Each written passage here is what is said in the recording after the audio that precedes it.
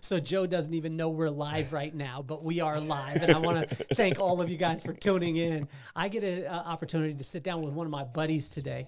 He's an ex-NFL player, but more importantly, one of the baddest dads in the world. And he's wearing a shirt that made me feel bad because he has a best dad shirt on, and I thought I was that. So he helped me to realize that I'm number 2 and I can never be number 1. If you've watched him on Instagram or anything like that, you're going to feel bad about yourself too, because this is the most fit dude and the strongest guy that you could ever meet, but also too the grit, the determination. We talked about it before, and I'm probably going to get it off because it's been a little bit of time since we talked about this, but I believe it was about 10 years old that he was actually getting his backpack filled with some special stuff and riding his BMX bike across town, and he had no idea what he was doing, but he was doing stuff that probably could have got him residence in some places that he might not have wanted, but it would have been free for a long time. But to see his growth, to see who he is, and not only the grit, determination, but also to go through against all odds, make it to the NFL, and then when the NFL thing didn't work the way that he wanted it to, it wasn't the end for him. It was just the beginning.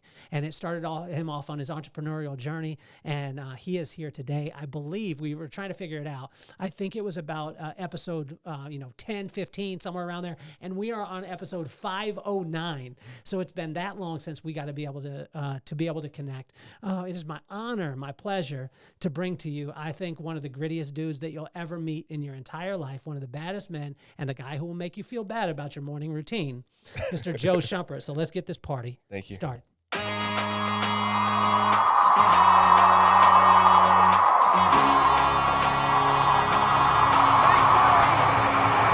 Nothing more on my mind. I got 2 shines, so every day I grind. Work in the morning, work in the evening. We's achieving, cause we believing. It's for certain, we put the work in. We ain't stopped just because it's hurting. Right before your eyes, so it's coming to no surprise. The takeover is televised. Over and over and over again. Make no mistake, we continue to win. Defeat never known, cause I will not lose. They wanna mimic my moves, but can't walk in my shoes.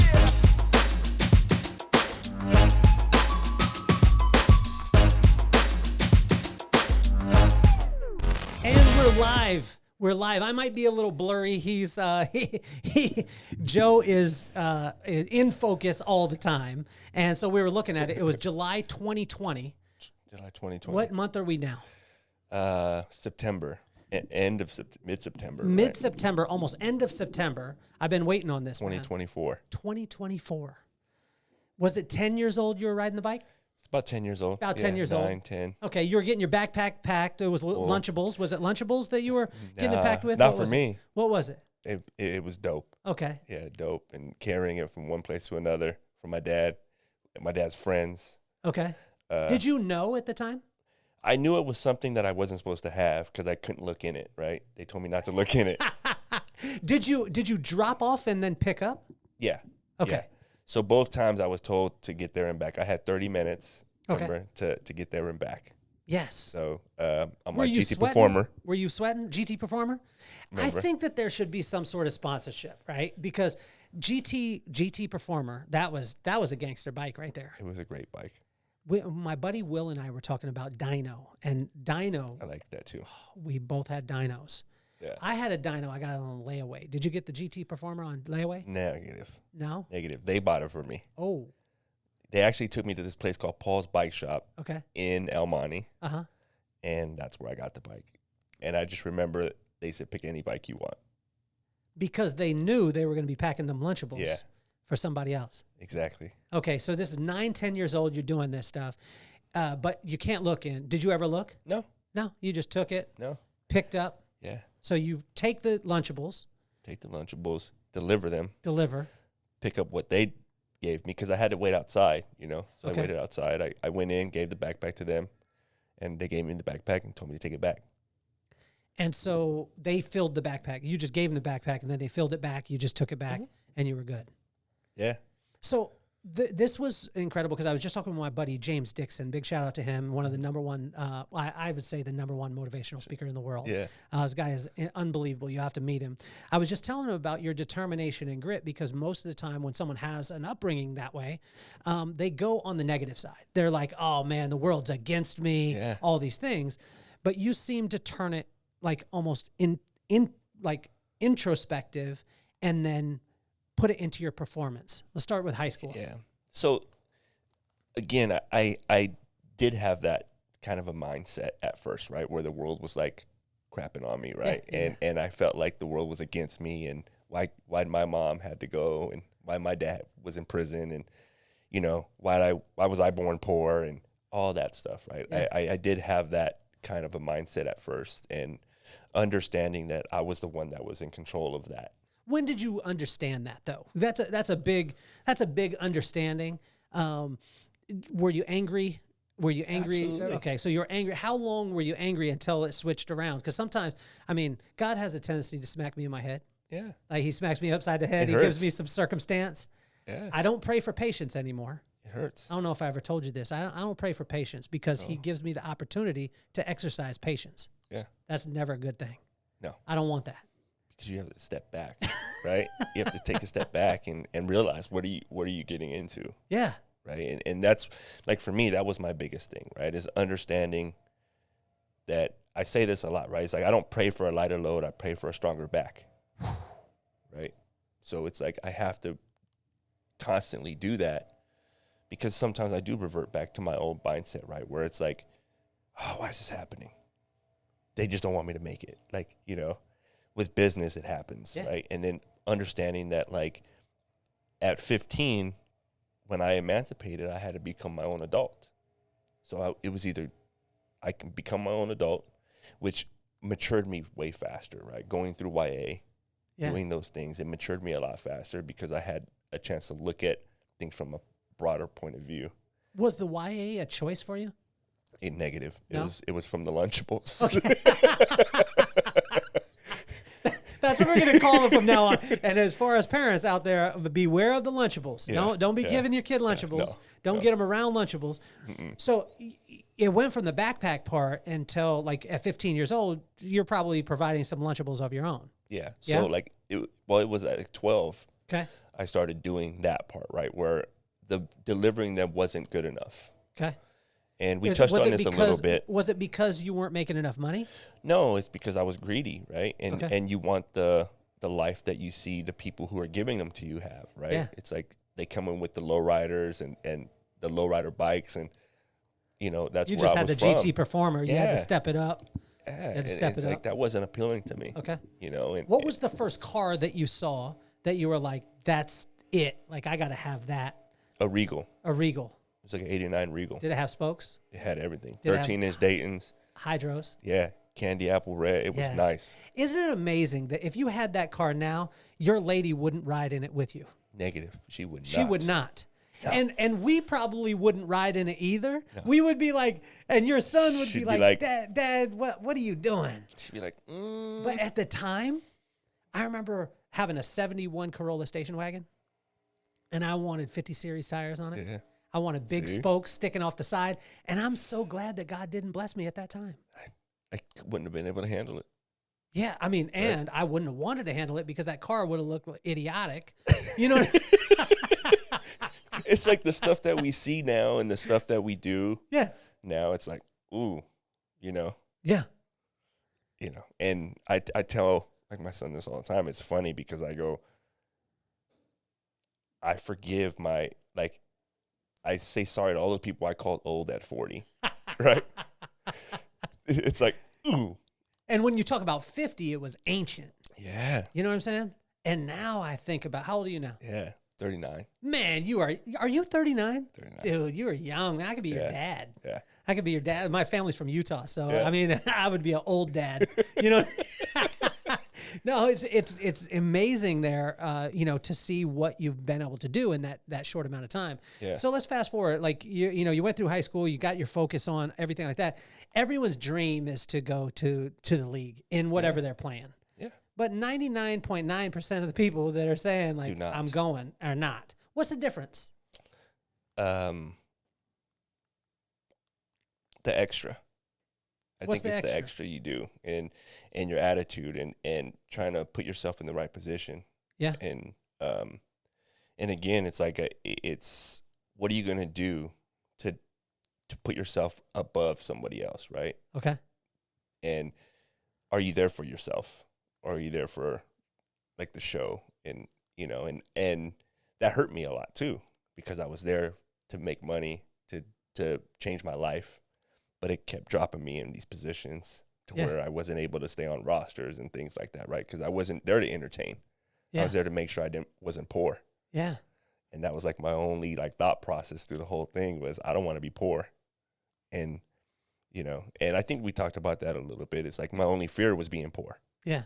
So it's like I wanted to make sure I stepped away from all those things that kept me in that circle. When did you get over that part? Because I had a guy on a plane one time say to me, he was like, "What do you fear?" And I was like, "Nothing."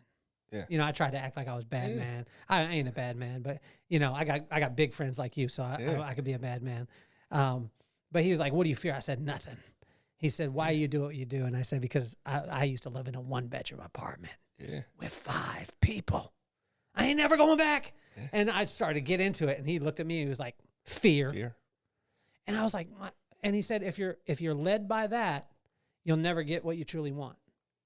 When was the breaking point for you where it stopped being about fear and started locking in? Because you're one of the most focused individuals that I know. Yeah. Where you started locking in, this is what I actually want, not what I don't want. I'm not going to keep running. Yeah. But you seem to stop running. When did that happen? I think it's when I started being a servant to people, and I stopped being about the man in the mirror. Really? But understanding that the man in the mirror is who I'm being a servant to people for. Okay. Right? Is the, what do they say? Like, that's my most selfish act. Was it a big epiphany? Was it like a, Absolutely. Yeah. When was it? Did you hit rock bottom? Did you? A couple times. Okay. It's like when my last turn of football, right? When I made that decision to not go and try out again. Yeah. And come home, and what am I going to do now? What am I going to do with Joe? Yeah. Right? Am I going to be a trainer? Am I going to, what am I going to do with my life? Mm-hmm. Then it's like, you got to help people grow. Because I knew that everybody goes, you're friends with everybody, right? You talk to everybody. You could talk to anybody. How do I use that? Yeah. To focus on, becoming more successful with me. When you went to the league, what were some of the shockers for you? Because you have, as a kid, even my son is 13 years old, and he's like, "Dad," I'm like, "What do you want to do when you grow up?" He's like, "Only one thing.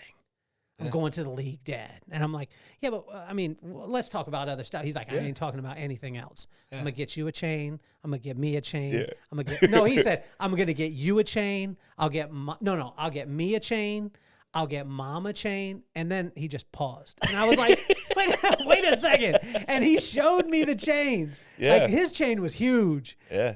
Mom's chain was gangster. Yeah. Dad's chain was small, man. Yeah. But when I was talking with him, like, obviously I want to help him with it, stuff like that. What was some of the reality checks that you had, and some of the parts that you were like, man, this was the greatest part of this experience? Well, it's the understanding why you're there. Okay. Right. And like me and you always talk about this part, right? Where you understand what the NFL means. Oh, right? yeah. Tell him, hit him with it. The not for long. Yes. Right. And you go, I'm only here for a short time, so let's make it a good time. Yeah. Right. And understanding that process. Give us an era time to help the listeners understand, like, era wise, who was in the league at the time? Who were the people that were like, "Oh, wow, this is incredible," and then you're around them at this point because you become a part of a fraternity. Maurice Jones-Drew, right? Yes. Mercedes Lewis. Big Tom, Kevin Thomas, right? It's like all these guys that you're around. Reed. It's like you look up to these guys. Yeah. Jimmy Smith, right? And Steve Smith. Uh-huh. Dante Hall, right? Because we have the same kind of statures, right? So it's like now he's a little bit overweight, I'm just saying. But Well, if you watch your video, honestly, like I watch you, man, I have to sometimes turn it off, man, because I'm like, how is he doing dips with a chain on him? And how are you, these exercises, and you make the exercises look really, really easy. Yeah. Like simple. And I'm like, damn, all I have to do is one hand on a ball and do push-ups like that. And but you should see me here's in the thing, backyard. right? And we talked about like how growing up affected me now, right? Yeah. Is like my dad, he said that that's one thing that nobody could ever take away from me is my mental health, my physical health, right? And if you stay on top of that, you never have to get back in shape. Wow. So let's hit that though, because in today's society, me and my wife were talking about this, and we were talking mental health, and people were like, I gotta, my mental health, all the things. But what you just said is so profound. Mm-hmm. If you keep the mental health, you'll never have to chase it, or you can't lose it. How can a person foster and protect their mental health? Understand that life is full of unbalances, right? You're never balanced. There's never a balanced life, right? Somebody, something, some way, somehow is going to feel like they're not a priority when you're trying to get focused, right? And your life is always unbalanced. And being comfortable with that makes you balanced. How does that work with, say, like your son? I mean, your son is 7 now. I remember we were just talking before we started recording, and I remember the little bit of stress time. Yeah. There was some stress time as far as like, is it going to happen? And, our ladies, we have great ladies in our lives, and our ladies have the tendency not to stress as much. They'll have the tendency to just be like, hey, everything's going to be cool. And then we're like, I got to make it happen. And then God just brings it. Yeah. And then he almost, I don't know if he does this with you, but he always is like, so are you done wasting your time worrying when you get done? But you have a little man. Mm-hmm. You're a husband. Mm-hmm. You're an incredible entrepreneur. Mm-hmm. When you say there's no balance, how do you know when to focus on what and for how long? Well, I think being present helps you do that, right? It just, when I'm with one, I'm not with the other, and I'm very focused. I'm very present. And I think that keeps me balanced. How do you communicate that to your lady? Because, you want to make sure that she feels like the queen, that she feels, but if you're working and that's your sole focus and how do you communicate that? Do you have to communicate it beforehand? Well, yeah, but also it's like when you're with her, nothing else matters, right? It's like my 15 minutes, 20 minutes, 30 minutes, 40 minutes. She's my 45 minutes if I'm with her for 45 minutes. Wow. Right? Do you keep score? If I'm with... Do you write it down and be like, yo... I should. You should. Because I think this would be a good method. So this will be the course that you and I will do together, where we'll be like, write down every minute that you undivided attentioned your lady, and then just throw it on her. Like at the end of the week, be like, look, lady. And she'll have a couch waiting for me. Yeah. What couch? What do you mean? Outside. Oh. I hope she's listening right now, because if she gets technique like this, she'll know this is a part of the research and development we're doing for our course. You know what I mean? I'm very, very, hesitant about what I say, how I say it to her, when I say it to her, But you again, with that, right, you learn who your partners are. Yeah. And what a great partner is, and how to focus on. It's like when I see her be a mom, I fall in love with her again, right? Over and over and over again, right? It's like I understand that side of her. Yeah. And then with Scott, it's like he knows, like when I'm with him, nothing else matters, right? It's like, that's my guy. Yeah. And he's like my broke best friend, right? It's like he's literally, I'll give him anything, anytime, it's like. Help me with this, Joe, because this has been something that has shifted in the college. I want to talk about college for a second, because a thing that has shifted is the NIL stuff. Okay. What is your take on it? And because I talked to Lee Steinberg about this, and I was talking to him, and he said, I don't think that they prepared enough for what was coming. No. What's your take on it? I have two, two ways of looking at it, Okay, right? got it. My first one, I'm very jealous. Like, I love that you're honest, right? Because it's like, I mean, can you imagine when you were in college to hit? I mean, the kids are getting $1 million deals, but even if you got a couple 100,000, yeah, you know what I mean? I'm cool. Hey, I'm getting a GT Performer. I am not putting Lunchables in the backpack, No. but I'm getting a GT Performer and getting the rims, everything. Well, the thing is that like now, a lot of kids don't even know why to go to the league, right? Ooh. If you can set up your family, set up your life, and not have to deal with that, right? Yeah. After. So that's one of the problems that they're having. Okay. Is having to figure out, why should I even do that when I can play here for 4 years, make $2 million, $3 million, and my life changes, which is what I want to do anyways. Yeah. And not have to deal with like the league after. Do you think it'll deteriorate the level of play?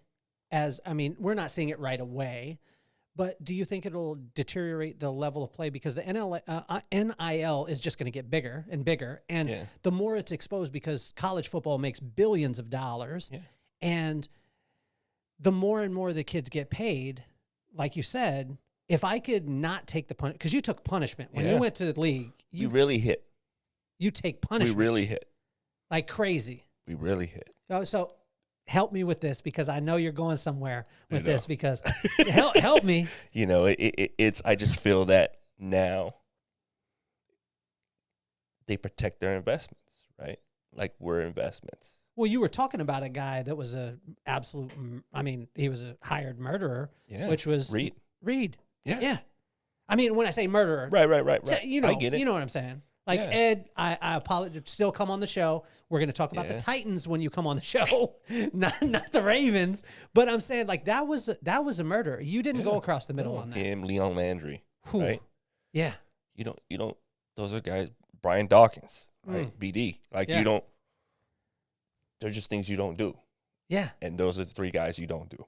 So when you look at the NFL today, is just like the NIL. Is there a part of like... Well, just look at the kickoff, right? We could spend a whole show on the kickoff. Yeah. Tell me your feelings on the kickoff. It's just... It reminds me of foosball. Where is football? Where to go? And it's like, if they're doing these NIL deals, this is my other part. Got it. They should have to sign a contract so they can't enter the portal, right? Because they're getting a contract. So if you're getting paid, get paid and stay where you're at.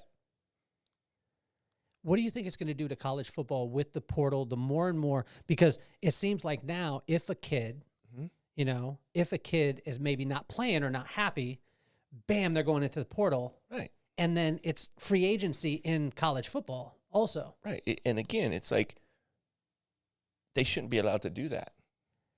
What about the positive side of it? What about the positive side of it as far as like, for a long time, if you could do great during the season, then you were meeting Alabama in the championship, and Alabama had every single NFL player, and it was a little bit more lopsided. People talked about the Pac-10, which, I mean, we were West Coast guys. Yeah. We love us some Pac-10. But, I mean, I ain't choosing them in a fight with the SEC. Well, now... maybe. Again, right? It's like that's who it always was, though, right? When it came down to the national title. USC and Texas. Yeah. USC, Miami, So it's like we've always been there and contended, Our West Coast players have always stood up to Texas, Florida. Yeah. We used to play the Cal Florida Bowl, right? When I was in high school, we played the Cal Florida Bowl where we played best guys in Texas. That's where I met Travis Henry, right? It's like those type of things that's what we do. So it doesn't matter. Yeah. But it's like the turnabout of what an athlete can get now, just in recovery alone for their body, the NIL helps that. How'd you recover? Ice. Like, you mean you didn't have cryotherapy and red light therapy? Leg compression sleeves, and we had ice. We sat in ice tubs. Yeah. And, we did electrical shock therapy, right? When you hurt something or you strain your calf. Okay. You got a massage that you didn't like. And it's like sports massage hurts. So now how do you view it as far as like your little man at 7 years old? He's going to be a beast. He's already coming with you in the gym. I see that. He's going to be incredible. What's your counsel to him? He wants to go to the league. He wants to Keep the helmet off. I don't want him to put a helmet on. Ooh. Until he's old enough to build his neck up and understand what his neck is for, his back, his shoulders, his, because that's where you hit, right? Your trunk. Yeah. But if he can play golf, baseball, pickleball, want him to do that stuff. Really? Stay off. Yeah. What about your friends? Because again, it's a fraternity, right? Mm-hmm. So once you become friends inside circles, what are your friends that played at that time where it was? I mean, literally, you come across the middle, you get killed. What is their take on it now? The after effects on their body, things like that. What is that? Well, they're all hurt, right? A lot of them limp. We had the concussion clause, right? What was that? Where it's like we all got this class action lawsuit for doing what we signed up to do. Thank you for the money, right? But we all signed up for that. So I again, it's like you're going to get hit. Yeah. But again, it's like I also see like I feel pain, right? When I wake up, my knees hurt, and I didn't even play that long. So if people are playing 12, 13 years, it's a whole different, whole different deal with their body. How could the NIL be? How could you solve some of those challenges? But I think that's what they're doing now, right? Is like because a lot of the recovery that a lot of the guys are dealing with. Is that me? Joe is that important? It's not me. That's me. How is that even happening, Joe? I thought Joe was so important he was taking calls during the podcast. It was. No, that was mine. Again, I'm very present. Exactly. I guess I'm not. That's what it was. I looked down. I was like, man. But I think that's how the NIL is helping now, right? Okay. It's like being able to get kids sponsored by these recovery deals and things like that, where they're able to use the cryotherapy, the hot tubs, the ice baths, the compression sleeves, the hyperbaric chambers, all these things that they're now able to sponsor. And now they're giving them to schools because their kids sponsor them. Well, and if that happened before, when you were in college, you would have got kicked out of college. Exactly. Because it would have been illegal for that to happen. Well, so here's a thing. So like when they were filming, remember we talked about the Gridiron Gang with The Rock? When they were filming that, they asked if I wanted to do that, right? And I was graduating from high school. But I couldn't do that movie because I would have been getting paid to play football. And I would have had to forfeit my scholarship. So that's what I mean. It's like the difference. That's that. Yeah. Right? Yeah. But also, too, I think that your positive outlook on life, like when you came out, like let's go into the entrepreneurial space. What principles did you take from the league and then bring into, and that gave you an unfair advantage in business? Well, just detail, discipline, right? And understanding what that meant to me as a business owner and how to run my business, right? I need a head coach. Yeah.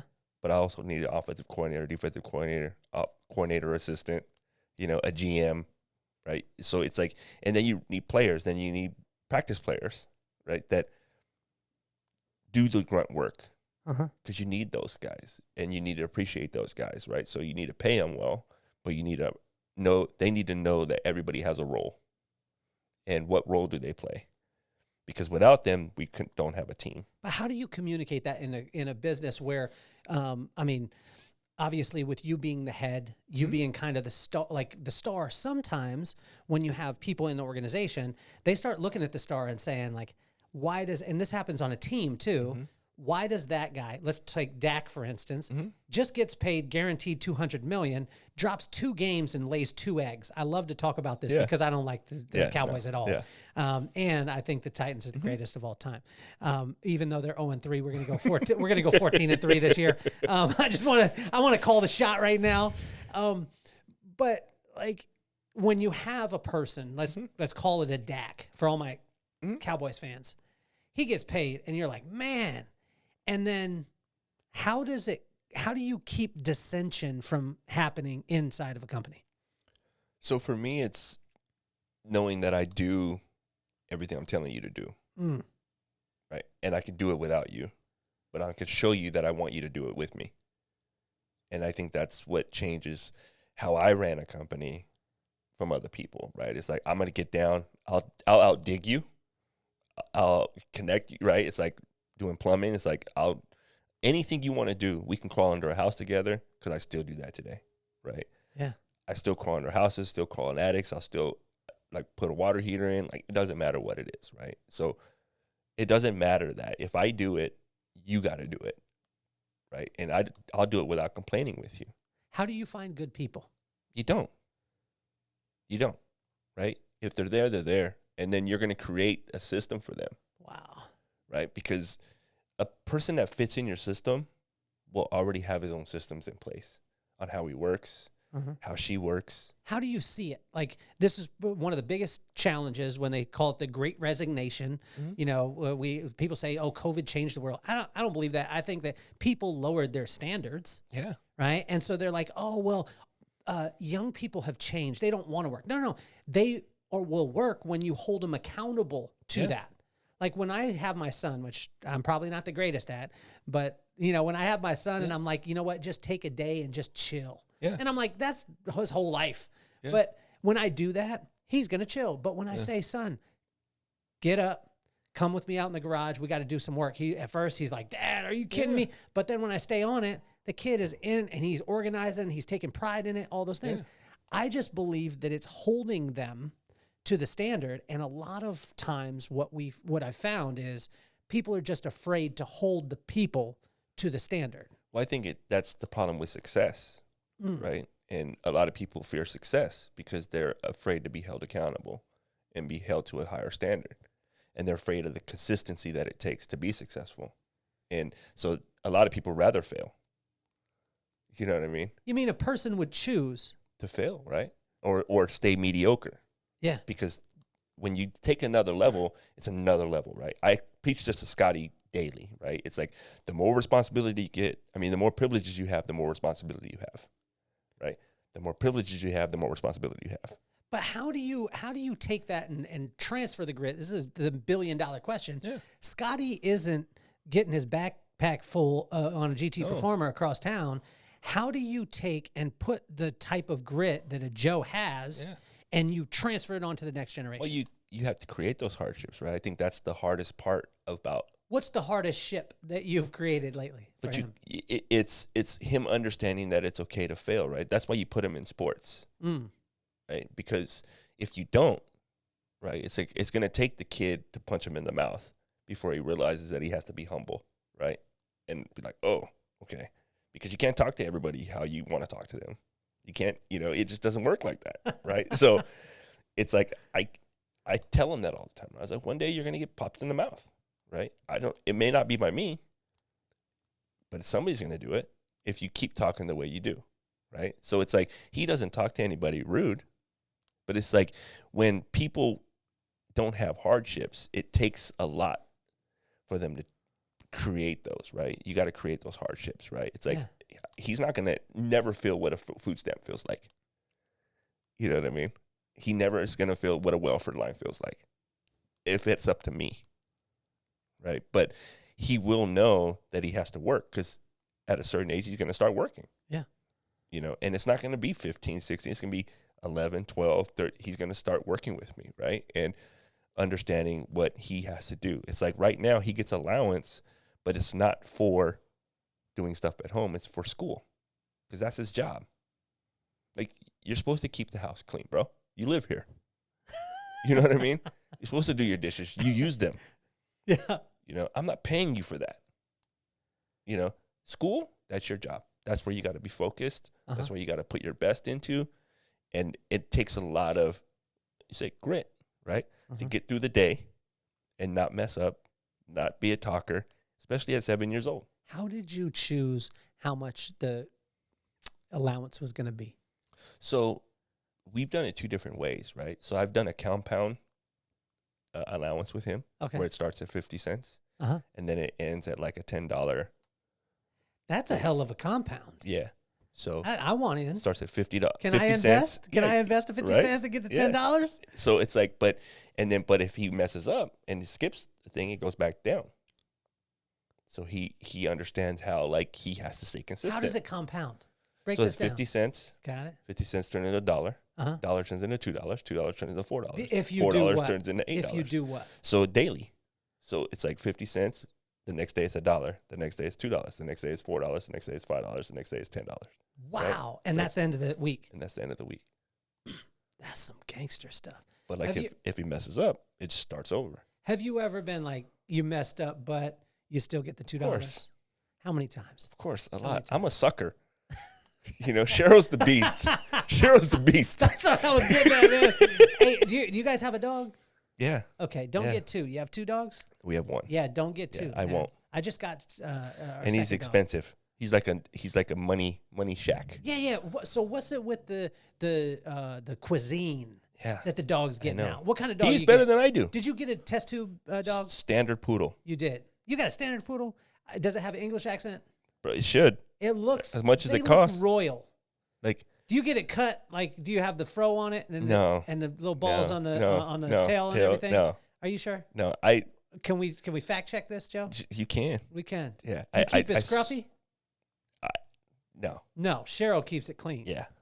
If it was up to me, I'm so cheap. I try to cut his hair myself.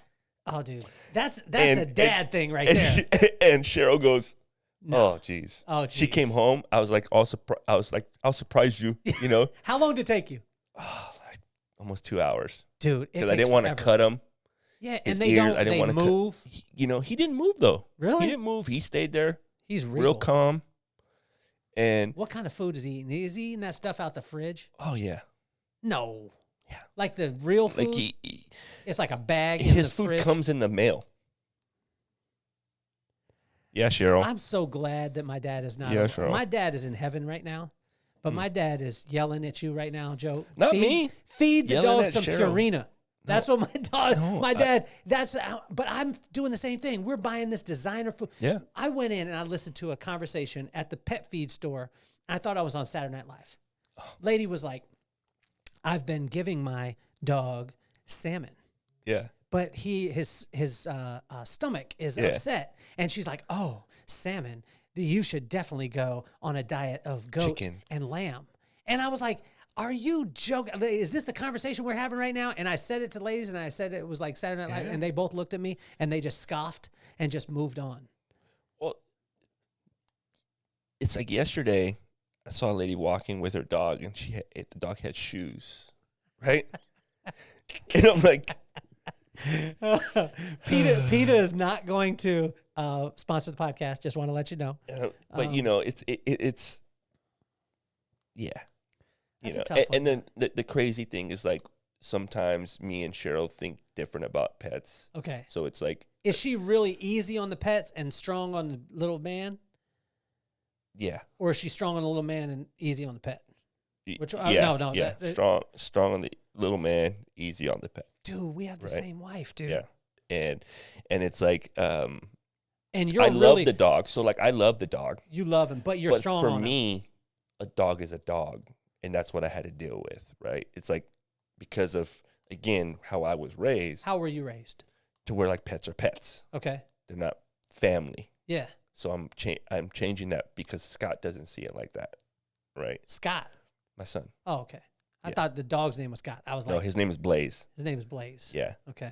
And Cheryl's family named it? Scott did. Scott named Scott Blaze. named it. Okay, Like Blaze and the Monster Machines. Ah, got it. Okay. Yeah. So like, Cheryl's family is totally different, right? It's a member of the family. Family. They're in the Christmas card, right? Now I have, and I'm okay with that. Okay, but I have a challenge with this because I have people that are dog owners that are like, my dog is like a child. Yeah, no. It's not. No. No, it poops on the floor. No child of mine has ever looked me in the eye while it was pooping on my floor. So I'll tell you a funny story, though. Do it. Because, so Blaze was about like a year old. No, a little less than a year old. We had just got him.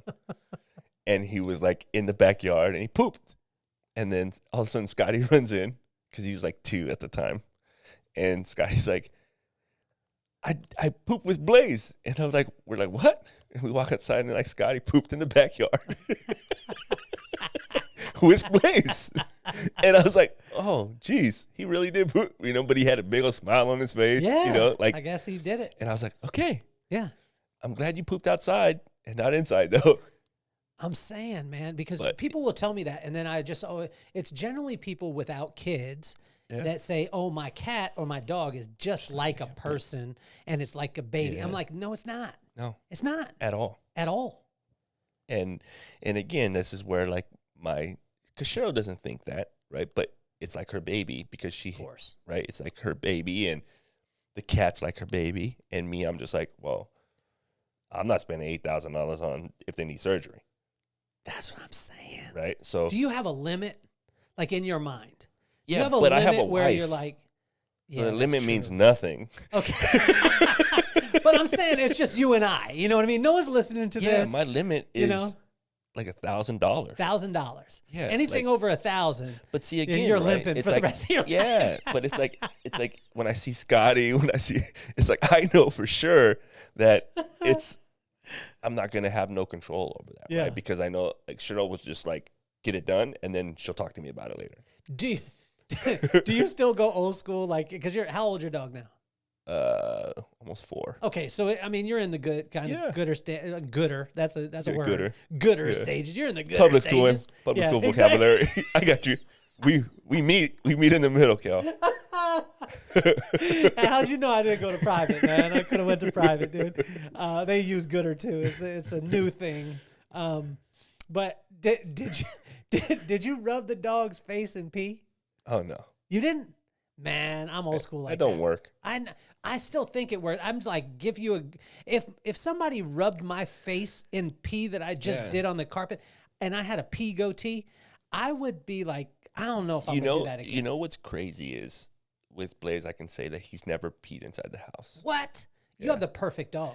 Like, cause like for the first like 4 months, we kept him in like this little area. Okay, so Right. you were super disciplined. Yeah, Did you and have he it, peed like, on the Doing mats. burpees. He peed on the mats, right? He's a lazy dog. He's a super lazy dog. But he peed on the mats, and then like he started going outside, and like he just never peed. The only time he pees in the house is like when he does something. I'm like, hey, heel. Like not anymore, but like Okay. I caught him on the counter. We left. I came back, and he's like just stunned. I'm like, he Yeah. peed on the counter, right? I'm like, ah, right. But it was That's my tough. fault because I barged in the You from the barged garage, into your own house. from the garage. You barged into Well, your not own on house? purpose, right? I was running late, so Yeah, I, but and I it's scared your him, house. and I scared him. See, I think you got a little Cheryl in you right Yeah, now. You're making excuses for the dog peeing. Like- What part of the counter did it pee on? Oh. Was it the cutting board? pretty much. How do you get rid of it? Like, what'd you have to do? Did you bleach it? I just wiped it, Just wiped it? and Just with then, the like, regular Cheryl towel? cleaned it. Regular towel? She Yeah. go in with bleach? No, I don't know what she did, but Okay, she got the She pee-pee. clean- yeah, she got does the that. pee-pee gone. yeah, when the animals do that stuff, it's her department. Okay. I don't do none of that stuff. And That's she's the deal. did, I don't. Did pick you the sign poop. it? I don't clean. you don't pick up kitty poop? litter. I don't clean the kitty litter. What? No, Man, I need No. this training program. no, I don't. Mm-mm. Mm-mm. If Scott ain't, if she like Does Scott will do it. Does Scotty pick up poo? No, No? sometimes. Okay. What about the kitty litter? You got He- one of he the. doesn't do that. Do you have an automatic one? You know what's funny is we got that, The automatic. but she didn't want to get in. She was scared of it okay. because it made the noises and Yeah, stuff. Yeah, yeah. Yeah, So, so she you just didn't have get to traditional scoop the Yeah. poop with the crumbs on top Mhm. of it, in. Yeah, looking like a crunchy coat from Yep. Dairy Queen. dude, Derek. The vision, It'll never be the same. Everybody listening right now is gonna be like, "Damn, I can never crystal. eat that. Yeah, I can never eat that ice cream again." That was a good ice cream though. What not was- anymore. Yeah. Well, Dairy Queen. We just lost our sponsor, Dairy Queen. But that's Yeah. what it was. It was chocolate dip. It was tough. Tell me about this. We were just talking. I'm the king of transitions, and bad ones at that. We were talking, and San Quentin had a special meaning to you that just happened, and this was awesome. Yeah. So Folsom and San Quentin, Yeah. I just became their maintenance plumber company. So Okay. and How'd you get the contract for that? so this guy Brian that I know, Uh-huh. he worked inside the system and he does the mechanics for them. Okay. And when I was part of like these other companies I was with, like I used to talk to him about like wanting to come in and be the maintenance guy. And he gave me a call and he said, "Are you still interested in being the maintenance guy, go-to guy?" And he goes, "You would have to come in here and pitch us, but it's open if you can do it and if you can pass a background." I was like, sweet. So, because I knew that was going to go because I had already had to do it for the NASA Research Center for their maintenance team. So I know my background is good in that sense, right? So, did you have to call up any of your buddies from back in the day and be like, "Hey, man, if they call move. you, just don't answer, man." If this 916 number calls, I remember my brother was going to law school and he wanted to go on the JAG program. Yeah. And he was worried about a couple of our friends from Lompoc, like, that were in there. Did you have any friends that you were like, No. hope? Okay. No, because again, my stuff was so long ago Yeah. that All right. it was like, There was no social media, which was awesome. If it was social media back then, it would have would've been bad. sucked. It would have been bad. and there would be a lot of people in jail. Yeah. That, back in the day. Oh. Because we would have done stupid stuff. Like, Yeah. we get mad at our kids now for, like, you're on your phone all the time. But could you imagine at that age, if we would have had that type of technology, Yeah. we would have been on it too. Well, see, here's the thing, right? Is, again, transition, right? Yeah. Me and Cheryl talk about that, right? Because I tell her, it's like us standing in front of, like, playing Super Mario Brothers and trying to pass a level for 3 hours, 4 hours. What's the difference? Unlimited men. Like, Yeah. Hitting know? the turtle against the step. I'd be like, oh, I'm going to get it. I'm going to make that jump. I can't make that jump, right? It's like you were there for 3 hours. Nobody said anything because it was a bigger TV and it wasn't personal, right? It's like, It was that big cabinet. yeah, you would go to your friend's house and play Sega Genesis and If they were rich. right, Yeah. If they were rich. Yeah, Sega Genesis was that next. The Sega Genesis was like the Bentley. And you're like, Mortal Kombat. Oh, good Lord. We used to go to the card shop at the liquor store, play Mortal Kombat, and it's for hours. Yeah. Especially when I learned that trick with the quarter and the string, I'd be there for hours. Okay, so with a quarter in the string, let's go right to Folsom and San Quentin. Transition. So, anyway, so like becoming the maintenance guy for them. Yeah. It was I had posted. I was telling you about this earlier. I had posted this thing that me and my dad had both been to these prisons, but for different reasons. Right. So like he went and didn't leave. I get to go and go home every time I go, right? It's like, it never fails, right? I know when I go there, I'm going to do my job. They're going to pay me to get there. Wow. And I'm going to leave, right? And what kind of perspective does it give you? We were talking about this before we started recording, and getting to go, which when I said it in Colorado Springs, you knew exactly what I was talking about. You said, the Supermax where El Chapo was, or is now. Yeah, it is. And getting a chance, I got a chance to go and speak to the staff, but my friend, Kristen Foster Griffey, Griffey Foster, shout out to you because you're the reason why I got a chance to go. But I told her, she said, "Can you come and speak to my staff about the vibe?" I said 100%. Yeah. On one condition. She's like, "What is that?" I said, "I want to speak to the inmates." Yeah. The perspective that I had when I walked out of that place was like nothing. What kind of perspective does it give you when you go in, you do work, and then you come out and you're seeing what is there? Just, again, knowing that, like, that could have been me. And then not knowing how many people I know that are in there, right, from where I grew up. that's another big perspective for me, right? It's like, because I know people I know that have life in prison 35 years, 40 years, right? It's like they're never getting out. And they're the same kind of people. Like that right there shows me, like, somewhere along the line, and again, like we were saying in the beginning, is I don't know where I went right instead of left. I don't know where that transition from my life went, right? Because sometimes, like, even like when was in college and stuff like that, and I was like at a club and I was dancing, you know, I wanted to crip walk, right? Mm-hmm. Or I would want to like throw signs in the air, right? But then I'm like, that's not me. But I would do it because I'm from LA, right? I'm from Cali, and like you think that that's the vibe that everybody wants to run. Like you want to go hyphy, or you want, you know what I mean? Yeah. But it's like knowing that I get to go home and eat good food and play with my wife and play with my son every day. That's a freedom I don't want to lose. So when I think of that, and I think of the things I do daily, it's like every time I introduce myself, I know I'm introducing my family, right? When I speak to somebody, I know that everybody I meet has a perspective. I mean, has an opportunity to meet my family. So I have to figure out, what do I want from this person, right? Yeah. What kind of a friendship? Yeah. Because you have a chance to meet my son. Would I want you around my son? Would I want your energy around my son? Right? Because it's not about me anymore. It's bigger than me. And that's what I mean when I say, like, I know there's a bigger purpose out there for me, right? And that is my bigger purpose. So when you're going, like when a person's doing business with you, you offer a service that is offered in this world, right? It's not like you're the only person doing it. What's the difference that a person gets when they do business with you as opposed to doing business with somebody else? Me. It's just me, right? It's like I'm genuine with what I say. I do what I say I'm going to do. And then I focus on helping you, right, and getting it done, because the money's going to come. Like that's obvious. But it's like, if that's what I focus on, then the service will never come, right? And me being in business with you will never come. It's like you're going to see the relationship be all about money.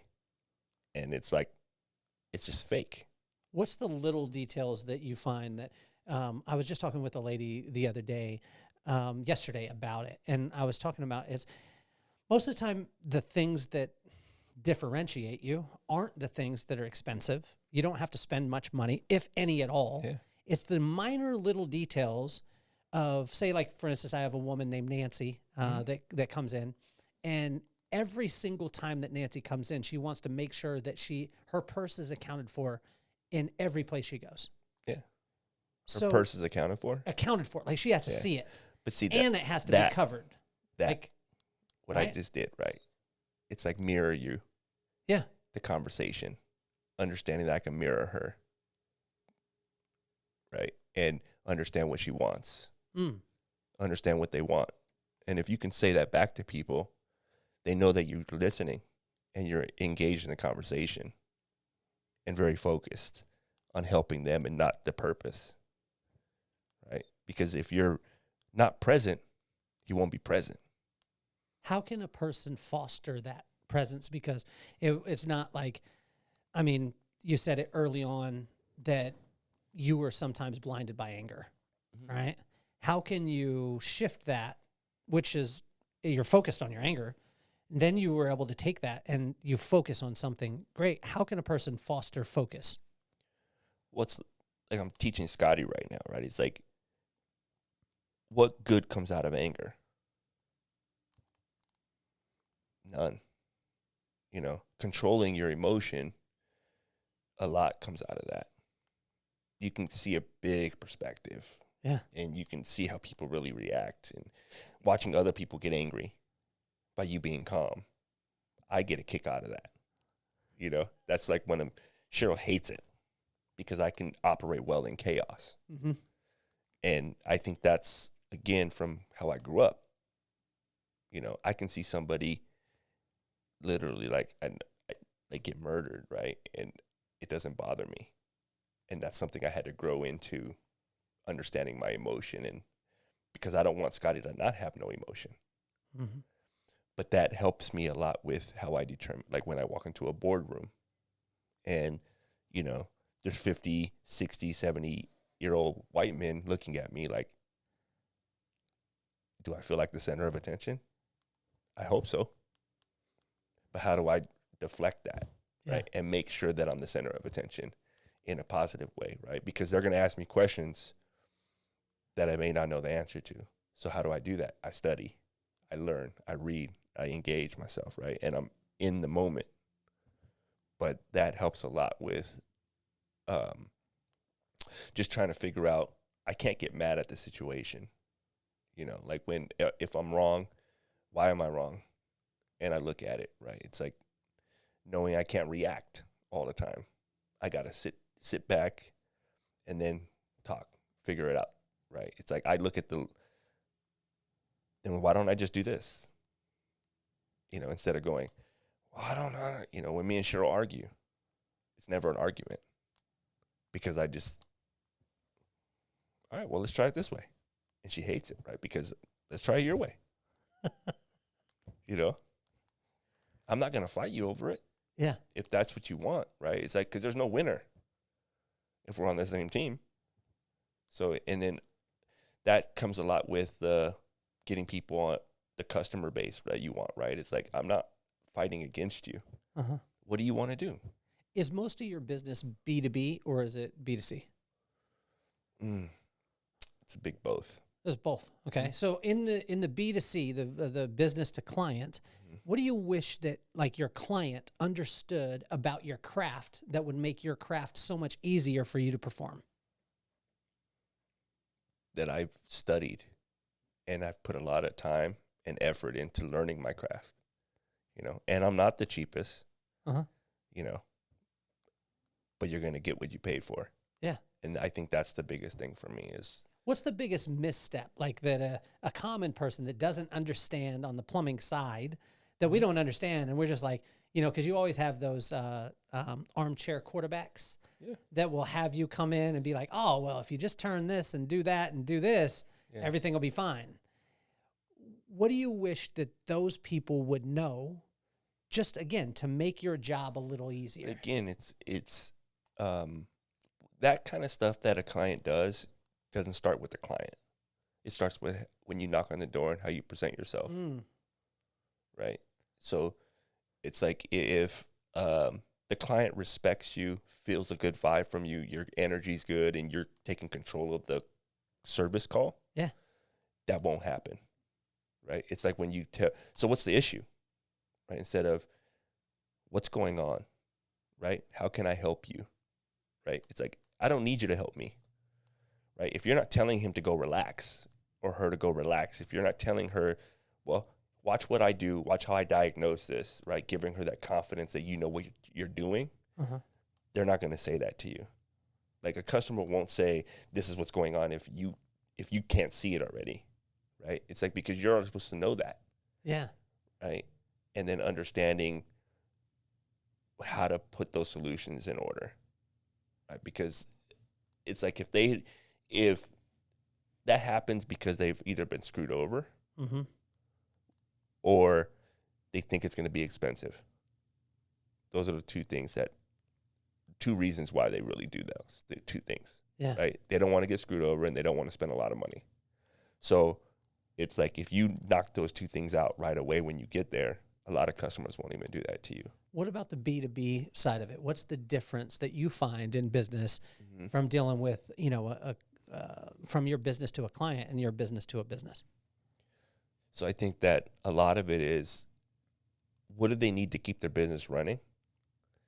And are they willing to pay for it for their customers? If they're willing to pay for it for their customers, then you got to give them what they need. Okay. Right? And then they'll be able to control the overall outcome of the call for you, right? Because a lot of times, like you just asked business to client, right? You want that person with business to business. This is what's going on. Wow. This is what you need to do. Yeah. Right? Because they're in control and this is what they need done. And they're going to tell you how to run the call from there. You know, it's the total opposite when you go to business. Because if you're running a hair salon, right, and you go, I need this sink working. Well, why do you need the sink working? Well, it's because this is where I wash the hair. Great. So when you wash the hair, okay, so now it goes into the drain. Now the drain goes into the sewer. Okay, so you need all this to work for that chair to work. Yeah. Right? So that's what you need to, the business is focused on getting this chair to work, to wash the hair, because that's where the money comes from. So I got to do everything I can to get that chair to work. In a house, I just want it to go down. Right? It's like, because that's it. They think it's super simple. Yeah. Like that. So you can go the whole opposite way to how you build a call up and the options you give and the solutions you give. But the store owner, the salon owner, they just want the chair to work. So it's like they need it to work today. How have you been careful with relationship? Because in whatever business you go into, the type of relationships that you've made throughout your life puts you in a different plane. We talked about fraternity earlier, not just fraternity in the traditional sense, but even in the NFL, it's a fraternity and a brotherhood. But you have to be careful, or in my experience, you have to be careful with relationships and not call on them almost crying wolf. How did you learn that? Did you learn it from making a mistake and going to that well too quick? Because the reason why I say it is because friends that I have, I have a lot of friends that I'm very protective of because I know that most people are wanting something from them. And being in the type of fraternities and circles that you run in, you have a lot of people in your life that literally either want some from them or they know you as a conduit to be able to get to this place. How do you filter those things, and how do you know when to call on someone when you're in need? Well, I think the bigger question is understanding that, like, how can I help you, not them, right? Because if I know I can't help you and you don't want me, then I know that you just want them, right? Because it's like, and also knowing that, like, I don't go to anybody for a lot of help. So I can do it on my own. So let's find out a way you can do it on your own. If you really, I had this conversation with a buddy of mine recently, right? Because he wanted an investor. And it's like, well, let's try to find the ways to get you that, because I don't want to lend you money. Yeah. I don't want to give you the money. So let's find a way that you can get the money to where we can do it. And then I can help you with the build out and the stuff like that. But I don't want to give you any money because I don't want to ruin the relationship. Yeah. Right? Because that's what's going to happen. And did you learn that from experience, or did you learn that from just watching, like your own personal experience, or did you learn it by watching somebody go into business with, say, a friend or whatever it was, and money get involved, and then that changed the whole relationship? All three of those. Really? Yeah. I've been burnt. I've been taken advantage of. And it's like, and I've seen people do it. And then just like knowing that it's hard for me to trust anyways. Okay. So it's like realizing and talking to mentors and things like that, right? It's, you learn a lot about a person by what they say they need. Yeah. And what they do to get it. Right? Tell me more. So it's like, if you come to me for a loan, why don't you go to a bank? Because a bank will help you grow for more money, more than I would, right? So if you can't get a loan from the bank, that's a problem, right? If you come to me for that. So either you don't have a business plan, you're not really going into it for a business, you don't have the credit, which means you got to start from the bottom, which you should, and grind and build yourself back up. And it's like, now that you're saying that's all our friendship is worth, right? 50,000, 10,000, doesn't matter what the amount is. if you want to borrow money from me, you're saying that's all my friendship is worth. So it's like it detaches me from people. Okay. Right? When I loan money. Yeah. Because it's like that just means that you thought more about yourself than what we're worth. Instead of asking me how do we get this? How do I get this? Asking me to invest in you, it's no different from you asking me to borrow money. If you're asking me to invest, right? Yeah. It's like how I think of things. And that's my perspective when I say that, right? It's like I just think of things different. It's like because you can go to an investment firm where you don't have to put our friendship in jeopardy if your business is really doing what it's supposed to be doing. You go to a capitalist, right? A venture capitalist company, right?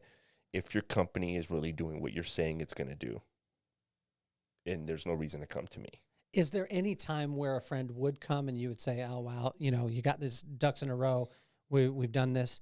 Have you had that happen too, where it's been on the positive side? Well, with plumbing, right? But again, it never works out. So it's like, and you either lose the friendship, or you lose the money, or you lose the money, and you lose the friendship. Then and you lose the friendship.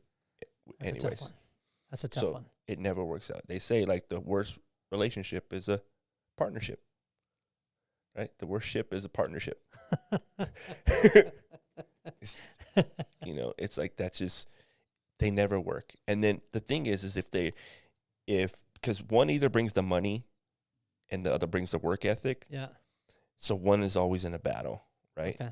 Feeling that they have more power. So do you think it's that each one of them should come with equal money and equal sweat inside of it? Okay, yeah. that makes sense. But they just do great things different. Yeah. Right?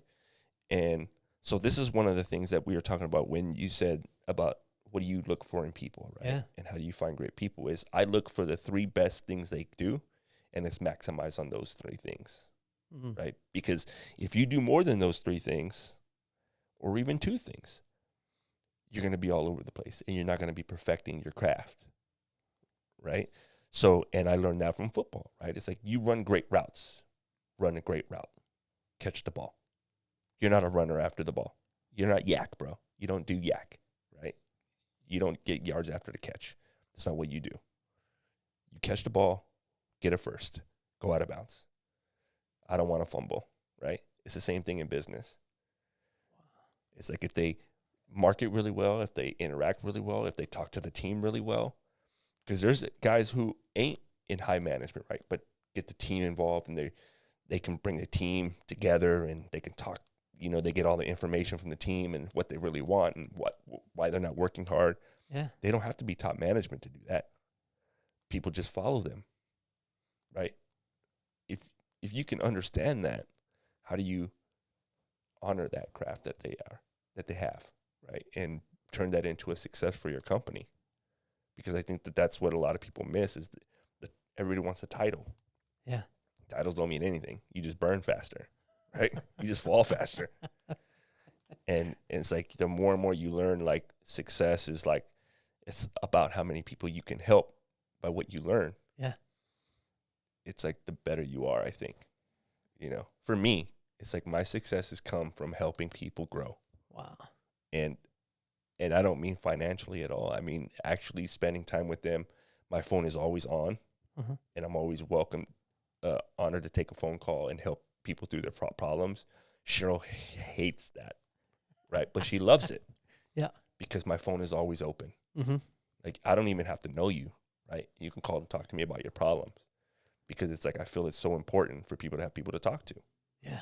Because and that's what I tell Scotty, right? It's like you got to love everybody at school, because some people don't go home to it, and it's hard, But it's like I didn't grow up with a lot of love and a lot of support, and so I give it.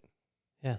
And I cherish that about people, right, who trust me to tell me about their problems, their issues, their families, their lives. That's an honor.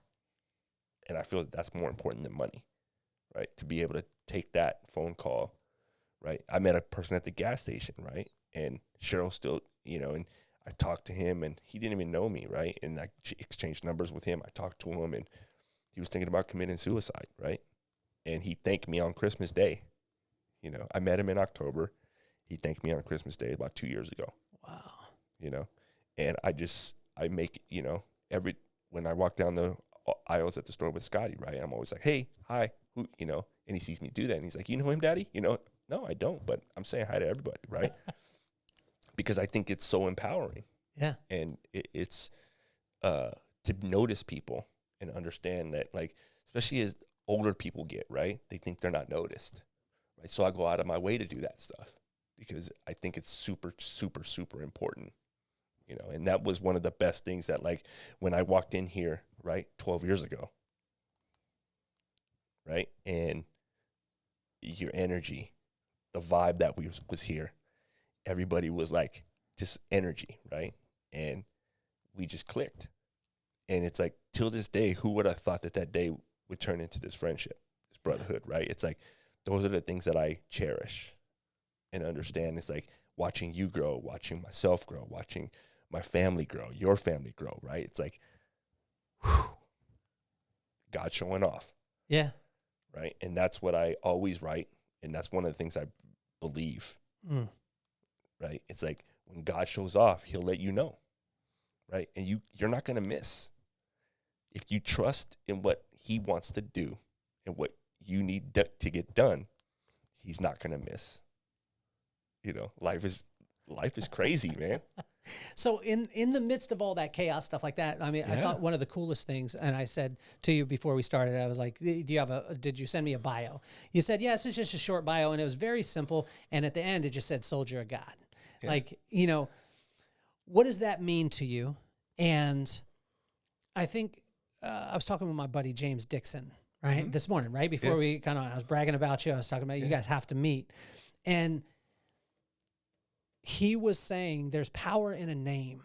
Yeah. And when you said soldier of God, you weren't saying soldier of the universe. You weren't saying soldier of a higher power. You weren't saying any of those things. You were saying that. Yeah. How powerful is it when you put a name to it?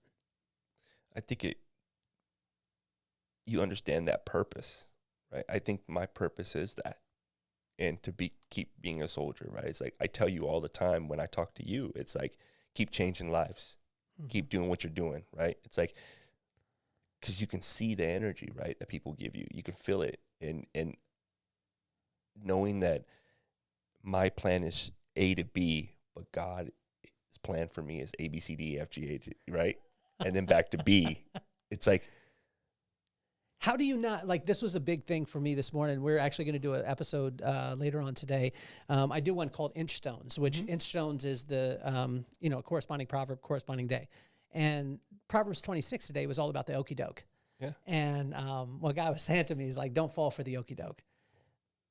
You know, he calls us to be faithful, but we've got to be careful of who we have faith in. And that was a really strong thing that he hit me with today. He was like, if you're doubting, then what do you actually have faith in? And if you fall for the okie doke, and then he went down and he listed all the things that are a part of the okie doke. And if you know those things, you see those things ever happen, you know it's the fake one and it's not the real one.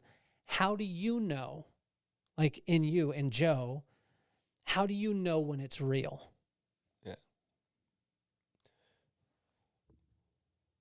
I think for that is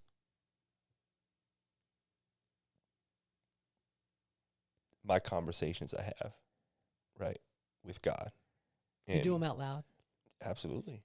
Does he have like Morgan Freeman voice to you? No.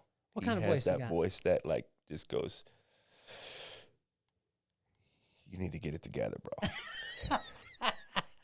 I love when we have these kind of conversations because, and I get to have a conversation with someone like this because, like sometimes people think that God is like there's hymns going in a light, a light. But how's he? No, and to be honest, it's usually on the toilet.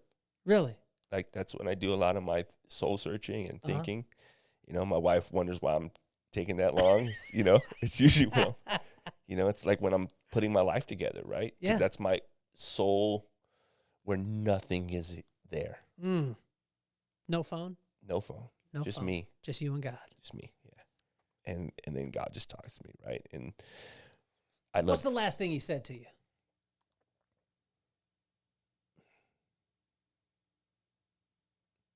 Well, this morning I had a big meeting, right, before I got here. Okay. And he said, "You ready?" And I got that's when I got the Navy contract, right, was this morning. You got it this morning before you came here? I had a meeting at 6:30. Do you believe that it was because you were going to be on the podcast that contributed to that? I hope so. Would you say? It's all energy. It's all energy. That's what we can do for you, ladies and gentlemen. If you want the deal to happen, you come on. And De La Soul, if you're listening out there, the deal will happen when you come on the podcast. Yeah. Maxwell, the deal will happen when you come on the podcast. Just want to let you know. It's all. So you just got the contract right before you, Yeah. bang, and God told you you're ready? Yeah. What'd he say? Yeah, you're ready. You're ready. Yeah. Did you get chills when he said it? All the time. Was it loud? In the car. Was I was it in loud? the car sitting outside the base. Yes. Were you talking to yourself? I went over my presentation like I love it. maybe like 6 or 7 times. I love it right? because when people walk by and you don't know if they're seeing you, you don't know that there could have been, but you could be talking and having this conversation with God and you're talking in the car and a person walk by and be like, "Damn, Joe's crazy." Yeah, he's on Bluetooth. Yeah. I have him on. I've got on Bluetooth. You know, it's. I think that's the thing that people miss the most, right? Is knowing it's okay to talk to him. He's listening all the time, right? Yeah. But again, being present when you talk to him, and you don't have to go anywhere. You just sit right there and talk to him, you know, and I think that's a lot to do with my own like how I want to raise Scott, right? And believing and knowing that he is here. Yeah. Knowing that it's okay to have faith and believe in yourself and again, like we talked about before, making sure that Scott keeps his curiosity. Yeah. Right? Because that's I think that's going to be one of his biggest hardships as a kid in technology, in having technology, right? Is being able to be curious without being dangerous, you know? And you can't do that without faith. What is he stretching your faith on right now?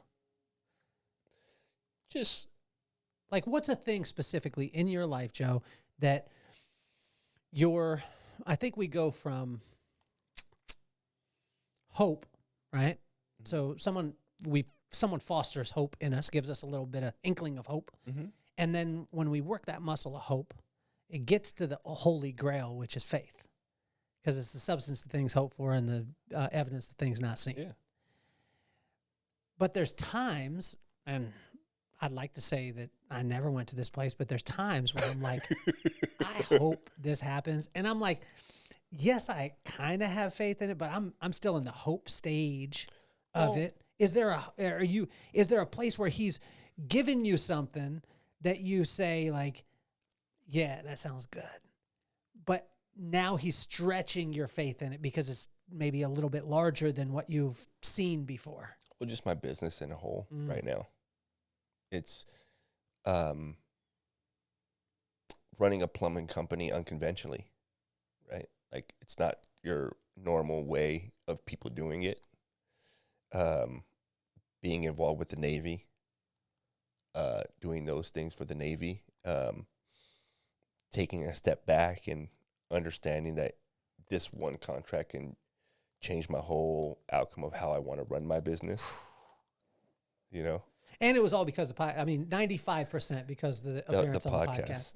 Yes. In San Diego. So if Carlsbad. Yes, if you want to change your business, you want to change your life, the generational impact of being on the show. It's the vibe. It's the vibe.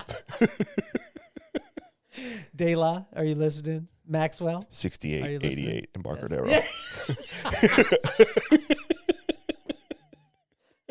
Changes lives, everybody.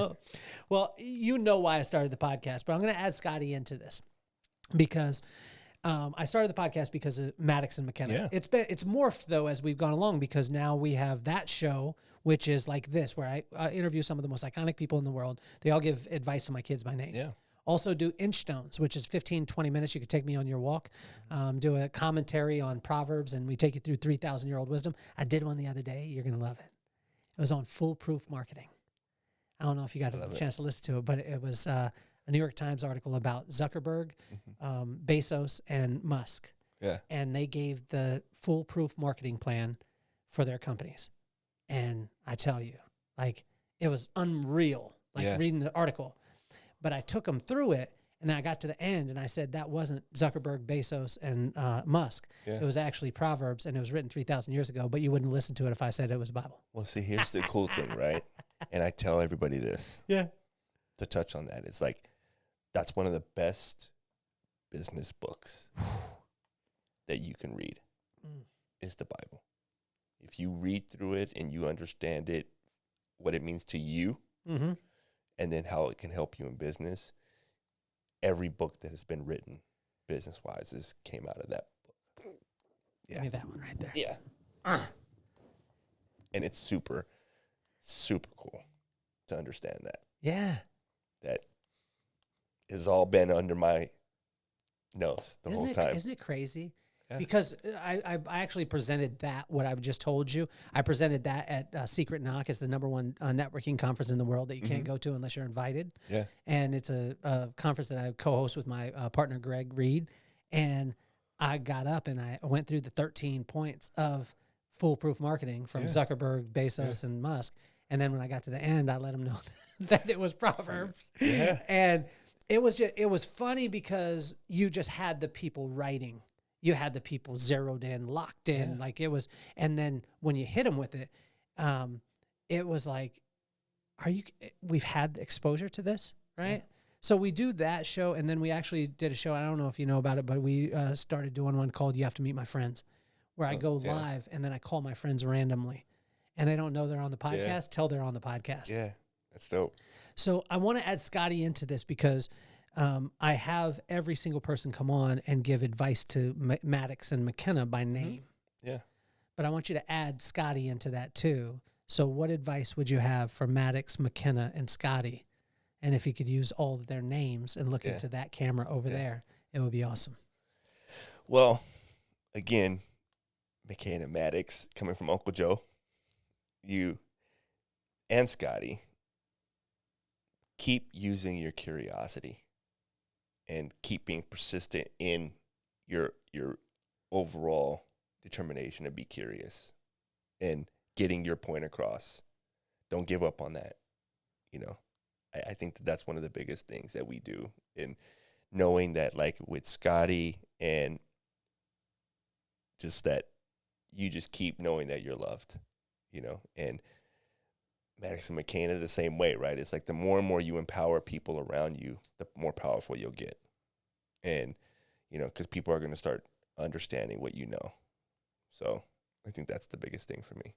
I guess the last question that I would have for you, Joe, is do you really think that dog food in the fridge is that much better than the normal Purina we used to get at Kmart? Negative.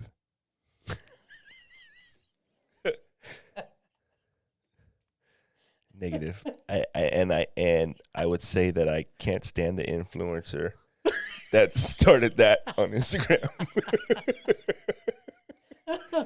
$130 a week. That's no joke, man. That's an expensive dog, man. Yeah. God, and he's like always needs to get clipped. Yeah. His ears need to get pulled. Hair needs to get out. I'm like, bro, be a dog. Yeah. What happened to the pit bull?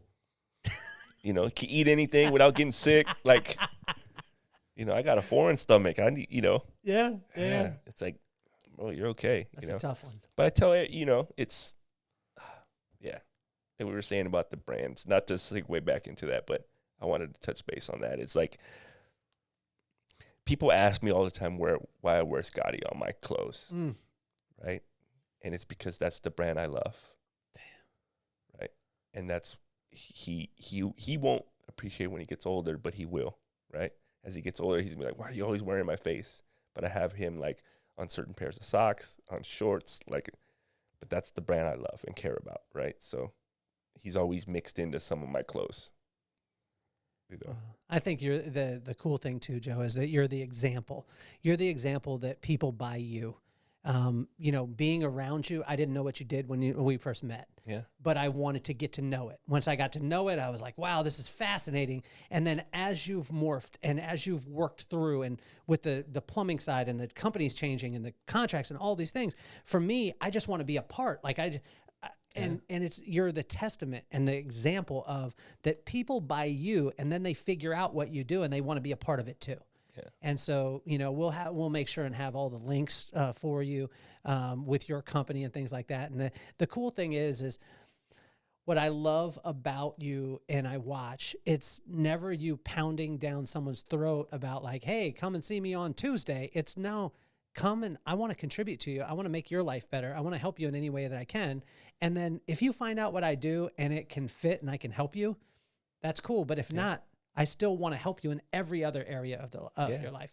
I tell you, I have never been so self-conscious of my belly while I've been on a podcast as when I'm with you, because man, I watch you, dude, and you are such an inspiration, not only as a businessman, as a husband, as a friend, as a father, just as a human being, man. It's unbelievable, man. You're incredible. Such a blessing. You're incredible, man. So are you. Will you come back on the podcast again? Absolutely. We'll probably get you another deal. Maybe we'll get the Army next time. We got the Navy, so we'll get the Air Force.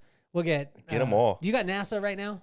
No. Okay. No, we'll get NASA too. We'll get SpaceX. They actually started their own plumbing company. Did they? Sucks. Yeah. They just don't know. For NASA. They just don't know. So it's don't know. Yeah. They got once they figure it out. Yeah. You know what I mean? And once we have another podcast, then we'll just get another branch of the military. It'll all work out. What's the new one? What's the new one called? Was it Space Force? Space Force, yeah. Space Force. In Vegas, right? Space Force Holler. They're only in Vegas, right? Are they? I think they're only in Vegas, I think. See, what we'll do is we'll film a podcast in Vegas. See? Maxwell. In the Sphere. Yes, Maxwell and De La Soul play at the same time. Who would open? In the Sphere. Who would open? Would you want De La to open? You want Maxwell to open? Yeah, probably De La. De La, got it. And then close with Maxwell. Yes. And I think we should have Erykah Badu. Erykah and Music, Show Soul Child. Close it out. Yeah. See, that's the concert that I want to do. Yeah. That's 50th birthday. It's coming. So 50th birthday, Maxwell. Any big plans? My wife keeps asking me. Brooke, are you hearing this? I know. I know. Yeah, I want Max. I've always said that I wanted De La to play on my birthday. Yeah. I actually sponsored a concert for them in Vegas, and we had them play at a place called Insert Coins. One of my friends, DJ 88, amazing woman. She helped to facilitate that, and it was a dream of mine. It was awesome. Got to play PlayStation with them and the whole nine. It was unreal. But literally, like my 50th birthday, I'd like to have De La perform. But this won't be a surprise to some of my friends because I wanted to surprise my friends where I bring them all together. Yeah. And then, oh, by the way, bang, De La comes out. Yeah. Pow. Maxwell, I would love because Maxwell and I have the exact same birthday on the same day and the same year. Same time? Same time. I don't know if it's the same time. Maxwell, were you born at 1:11 in the afternoon? If you were, I mean, it was made in heaven. Like, that's what it's supposed to be. So I don't know. I mean, hopefully that'll happen, but it'll come next May. Yeah. You guys got time to save up. May 23rd. Oh, you just missed it. What's that? The tourist train. Belly. Oh, okay. When's yours? May 12th. May 12th. Okay. All right. Yeah. Yeah. And it's funny because when people ask me, they're like, "What sign are you?" I'll just say a random sign, and they'll be like, "I see it," and I'm like, "No, you don't," because I just told you the wrong one. It's so funny because I talked. So like my dad's birthday was August 15th. Okay. Right. So I tell Cheryl, I go, "Oh yeah, I was my dad's birthday present, right?" And she's like, "What?" And I'm like, "If I was born in May, like my mom and dad went to dinner, and it's like that's how I'm here." I was a birthday gift, like because I count 9 months. I'm like, that's why I'm here, right? And she's like, "Oh, geez, Joe." She doesn't want to think about that. No, I was like, puts a visual just like that, just like the kitty litter. Yeah, that was a tough one. You ain't ever gonna go to Dairy Queen again. No, never. Crunchy coat at Dairy Queen. No. Salt and straw, though. I'll go with salt and straw, though. Yeah, but it'll never be the same. The crunchy coat will never Plug. be the same. There we go. Man, it has been an absolute pleasure. And Joe, it's incredible. I look forward to it because I'm going to force you to be my friend for the rest of your life. As Hope you know. so. We'll have you on the podcast more so you could get more deals. Yes. But I do want to tell you that you're officially off the hot seat. Nice.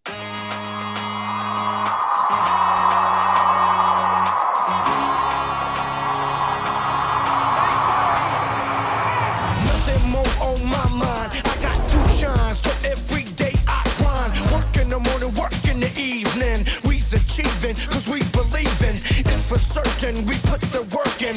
We ain't stopped just because it's hurting. Right before your eyes, so it's coming to no surprise. To take over